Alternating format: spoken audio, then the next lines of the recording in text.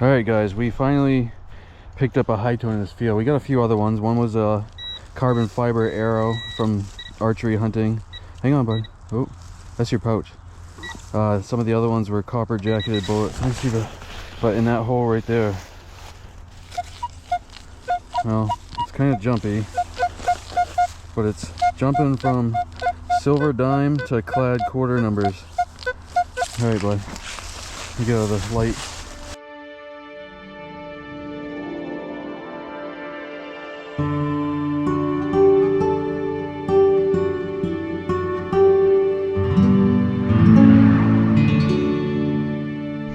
Alright guys, welcome back to Mason Merc metal detecting, and today we are at a new permission, brand new, and it's been a long time since we've been extremely excited about a property. So we're going to keep the building and structures out of the frames here for the privacy of the homeowners, but we can show you the field. So this is a 1780s farmhouse, and Mason scored us this permission from his first grade teacher. So Mason's teacher, if you're watching, thank you. We really appreciate this, and we are super excited. Hopefully we're turning this camera on a lot today with tons of good finds. You think we're gonna find something? Yes. All right, let's go. All right, guys, sorry about the turkeys and roosters in the background, but it's a farm, so get used to it. First hole, first target for me is an old squeeze box reed. Pretty cool.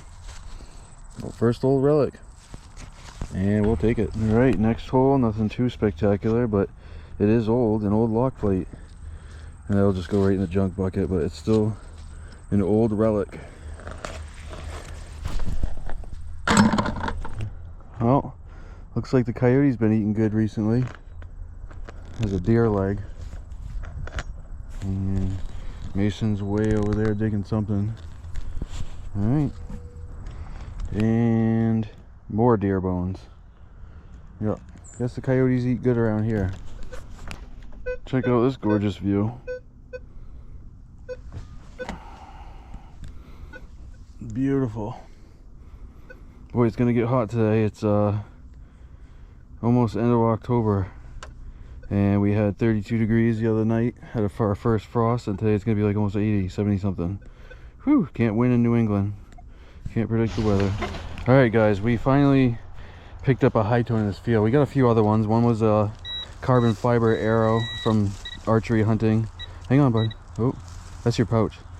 Some of the other ones were copper jacketed bullets. Let me see but in that hole right there,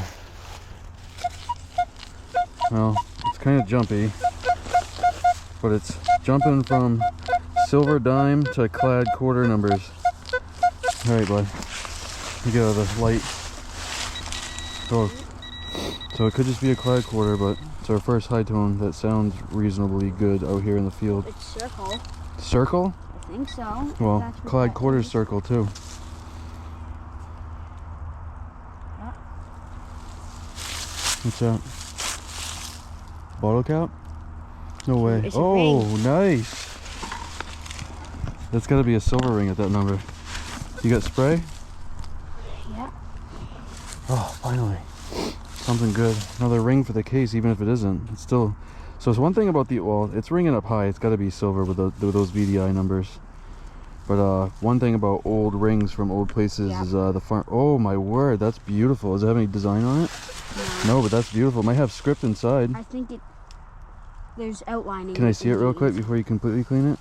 Oh, don't wipe it too much. You'll scratch it. It's silver. Look on the inside. Yeah, we'll let you clean it up more, but let me go out in the light here.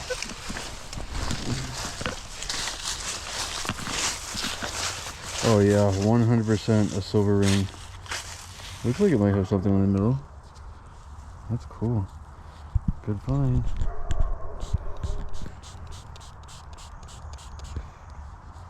Let me clean it because your gloves are going to get soaked. Put it in my hand, you can just keep spraying it.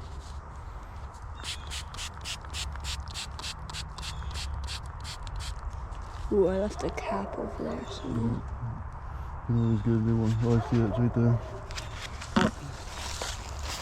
So it has like a fancy design, but I don't see any markings. But obviously the VDI numbers do not lie. That is, and you can tell how beautiful it is.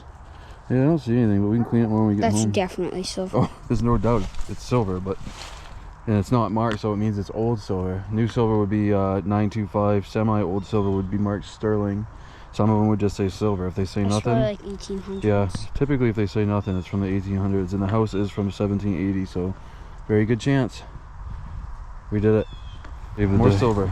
All right. We just we dug that ring about maybe 30 feet from here, and there's lots of garbage trash tons. We dug up some aluminum. I figured, I mean, the stuff's shallow, so we figured it was all going to be trash aluminum and stuff, but what'd you just get? I thought that was a Jefferson nickel. It's a buffalo. Buffalo nickel, nice. I think we're going to be able to get a date off that. I can clearly see the 19, and I think I can see a 2 too. Awesome. All right, we're gonna dig up all this trash now. It's probably gonna be a ton of trash, but if you get one buffalo, it's worth it. And we already got the buffalo. All right, out of that hole right there, we just dug something lead pewter. Can't tell if it's a, it looks like with the outside edge here that it might be a flattened spoon bowl. Boy, that's definitely lead pewter though. Maybe it's a rat tail spoon. Let's keep searching for the other pieces of it. All right, this is our second one of these. The guy is a farmer and an avid deer hunter, so hey, he might be able to reuse that broadhead. I bet if you unscrew it and clean it up, he could probably put that on another arrow and reuse it, so we'll see if he wants that back. Those broadheads could be like 30 bucks a package of 3, even more actually. I think I actually used that same broadhead in Exodus. I think it is. Cool, well, we'll see if he wants that back. But either way, we're getting it out of here. Eat your lunch. It's important when you're metal detecting all day to eat your lunch. Right, kids? And there you have a deer jawbone. Lots of dead deer on this farm. Yep, here's the teeth. Oh, that was a little deer. Little baby deer. You can see the mice have been chewing on it because they try to get their calcium. See all the mouse teeth marks? It's probably that mouse that we just saw right there. Yeah, let's give it to him. Alright, we're here with old Macy boy. What's in your hole there, bud? Ooh. Silver washed. Oh, it is too. Range Nice. guide. An old range guide. Let's take a look at it. My camera's covered in dirt.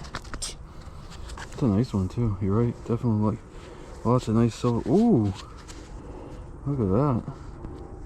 Silver wash range guide. Look how silvery it is. It's got to clean up really nice actually. It's brass. You can see the green inside. Silver wash brass range guide. We'll take that. Love relics like that. Cool. Is that what that is? Macy? Look at Mason says he found a stirrup. Yeah, I guess you're right. small one. Yeah, could be. I don't know how it would have mounted anywhere. I guess it could have had something. Huh, cool. We're finding some old stuff. And another old relic. It's the top that would go over the regulator to an old brass oil lamp piece. And there's lots of little pieces of fragments of it in the hole too. Alright, we're walking over to Mason. He said he got something. A big iron suspender clip. Oh, you know what that is? It's a bottle opener. Oh. Old one though. They used to have advertisement pieces like that. They would say things on them. That's cool. Alright guys, it's time for the wrap up. So we had a whole day to spend here, but we're not even close to spending a whole day here. It's pretty tough in New England when it's 45 degrees in the morning. It heats up to almost 75. Feels like it's about 80 right now. Me and Mason. Mason's got sweatpants on. I got jeans on, so just not really feasible to spend the whole day metal detecting. We're dripping buckets of sweat. So we've spent a few hours here, not much, but get a whole bucket full of trash. There's the broadhead on the arrow. And there's a lot of old stuff in there. There's hinges, things we didn't show. You know, big old, that's not a railroad spike, but it's some sort of spike. It's huge, probably weighs like 3 pounds. A lot of old stuff in there. Most of it we didn't show you, but it's probably all gonna go in the scrap bucket. 2 notable finds today. We do have a range guide somewhere too, but we got a buffalo nickel there. You see old iron tail on the side there, and we got an old, very old sterling silver ring, and it doesn't say 925 and doesn't say sterling, but it is silver. So that's one of the old ones, probably from the late 1800s or so, maybe even early 1900s. But all right, there's Mason Merc, and we are gonna head out of here, and hopefully I'll come back someday and we'll pick away some of these areas we never touched. All right, we'll see you guys at the next adventure. Bye. All right, guys, stop. Don't change the channel. We got another interesting hunt coming up. We found out from a nearby city where we live that they're ripping up all the streets and ripping up the sidewalks. So we had a plan devised to go there on a Sunday when nobody's working and see if we can pick up any tones in those areas they ripped up with the metal detector. So stay tuned and we'll get to it right now. All right, guys, welcome back to Mason Merc Metal Detecting. Today we are trying something a little outside of our comfort zone. We are in a town where they have ripped up all the sidewalks and they're getting ready. All these side streets, like this whole center of town, all the sidewalks are gone. I drove through here the other day, dropped Lily, or picked Lily up from gymnastics, and we drove through here and saw that all the sidewalks are ripped up. So we're gonna give this a shot and see if we can pull some old silver that maybe was underneath the sidewalks. Let's see. All right, we migrated over to a curb strip, but we're gonna go back to the sidewalks that are pulled up. Just the same thing. I think it's to the storage units. Maybe that's cool though. Yeah, it says hardware, and they've got little. Mason found himself a set of keys. Cool. Aubuchon hardware. They don't look super old, but we love finding keys. Cool. All right, guys. First old coin, not super old, but I got myself a wheat penny. So I got 1 cent. I can see it. Cool. Maybe we'll dig a Merc next. All right, guys. Right there, a little surface find. Check this out. Some sort of badge. Excuse me. I don't know if it says anything on it. It does. You can see some. I think it's military. No, it's too thin. It's gonna be like a Dick Tracy badge or something, or like a toy. Can I borrow one of those people that do it? What, a shovel?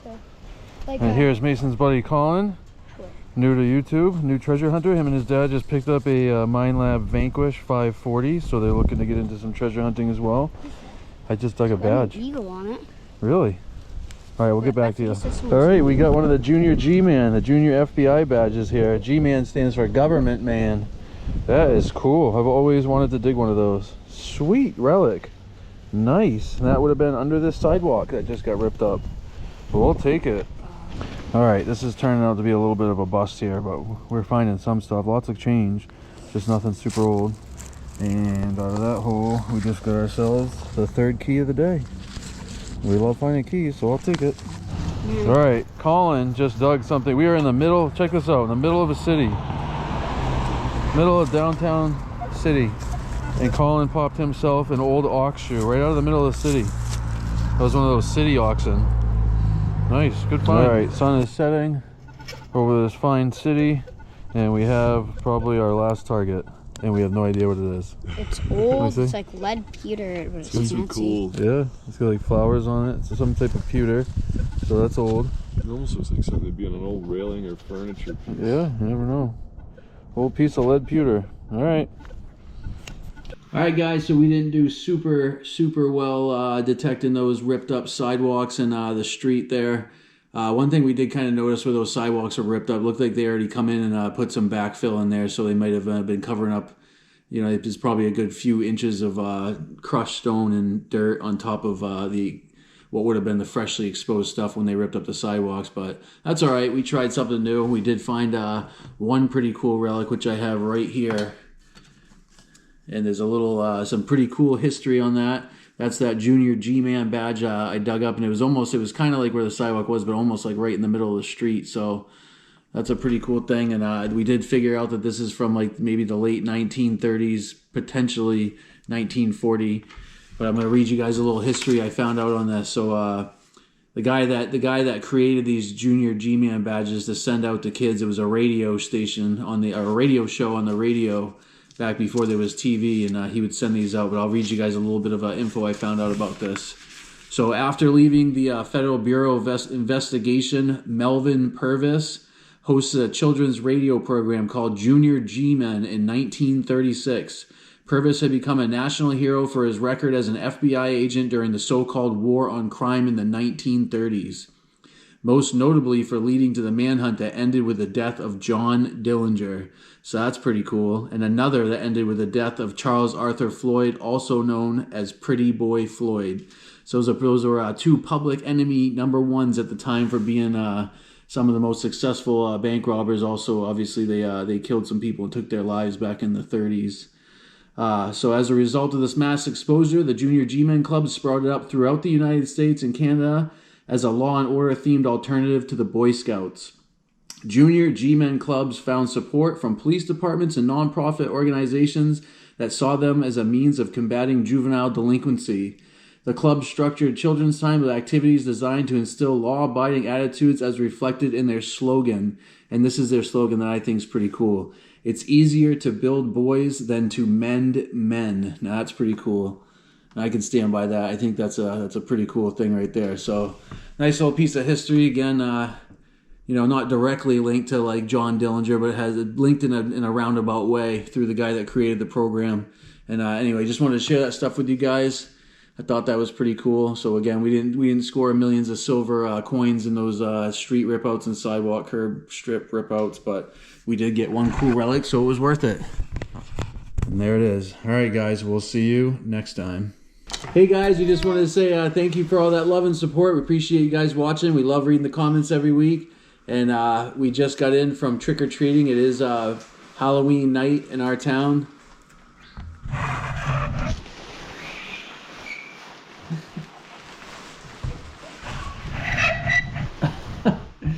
And we hope you guys all had a happy Halloween, had a good week. And we want to get to our channel shout-outs this week. First up is Cynthia Swearingen.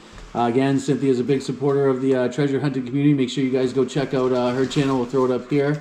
Give her a thumbs up, a comment, subscribe. And our second channel member shout out is Madison Maine, our friend Richie up in Maine. He does a lot of dump digging, a lot of metal detecting, and he finds a lot of cool stuff, old bottles, marbles, everything. All right, guys, we will see you next week and see you at the next adventure. And we hope you guys all had what? Happy Halloween! Bye!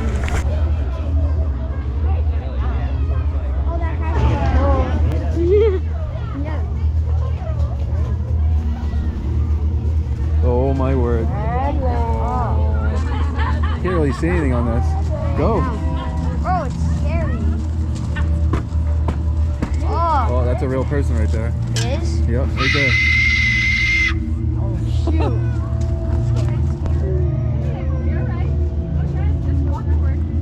Can't see anything. Where are we going? This way! Oh my god! I can't see anything. I can't see anything. Oh, there we go.